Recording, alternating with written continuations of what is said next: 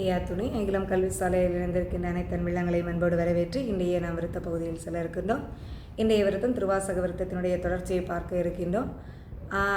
ஐயா நமக்கு இங்கே இந்த ஆகமத்தை தந்திருப்பதை அறுதியிட்டு சொல்லுகின்றார்கள். எப்படி என்பதை பார்ப்போம். தப்பாதனவே சாபமிட்டோம் சக்திய பேரில் உண்மையதாய் எப்பாரெல்லாம் அறிந்திடவே இந்த மொழியை எழுதி வைத்தேன். ஒப்பாரொருவர் எழுதார்கள் உலகில் மனுக்கள் தமிழாலே அப்பாநாதன் எழுதி வைத்த அகில திரட்டு அம்மானை இதே. விளக்கம்.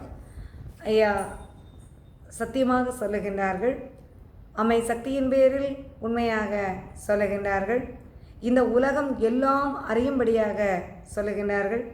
இந்த உலகம் எல்லோரும் அறியும்படியாக இறைவனால் படைக்கப்பட்ட 84 பேதாபேத உயிரினங்களும் தேவர்கள் முதல் புல் பூண்டுகள் வரை 14 லோகத்தில் உள்ளவர்களும் அறியும்படியாக இந்த ஆகமத்தை எழுதி அதன்படி நீங்கள் நடந்து வர வேண்டும் என்று எம்பெருமான் நமக்கு இங்கே கட்டளையிடுகின்றார். அதற்காக நான் இந்த ஆகம நெறியை நான் உங்களுக்கு வகுத்து தந்திருக்கின்றேன் என்பதை சொல்லுகின்றார். ஒப்பார் ஒருவர் எழுதார்கள். இப்போது ஐயா எழுதிய இந்த ஆகமத்தை போன்று இன்னொருவரால் எழுத முடியாது. காரணம், இதற்கு முந்தைய ஒவ்வொரு யுகங்களிலும் இறை அவதாரங்கள் நிகழ்ந்த பிற்பாடு ஒரு ஆசிரியரால் அந்த இறை அவதாரத்தை பற்றிய விஷயங்கள் அங்கே எழுதப்பட்டு ஒவ்வொரு புராணங்களாகவும் சந்தேகத்தை தெளிவுபடுத்துகின்ற விதத்தில் ஒவ்வொரு விதமான ஆகமங்களாக தொகுத்து வைக்கப்பட்டது. ஆனால் இந்த ஆகமம் இளத்திரட்டு அம்மானை என்று சொல்லக்கூடிய ஆகமம் முக்கால செய்திகளையும் உலகம் தோன்றியதிலிருந்து கலி அழிந்து தர்மீகம் தோன்றுகின்ற அத்தனை செய்திகளையும் புராணங்களையும் இதிகாசங்களையும் உபநிடதங்களையும் எல்லாவித வாழ்க்கை நெறி முறைகளையும் ஒன்று திரட்டி இறைவனை அடைவதற்குரிய வழியே இங்கே நமக்கு சொல்லப்பட்டிருக்கின்றது. இப்படி ஒரு ஆகமத்தை எந்த ஒரு மனிதராலும் எழுத முடியாது. இது இறைவனால் மட்டும்தான் இந்த ஆகமத்தை எழுத முடியும்.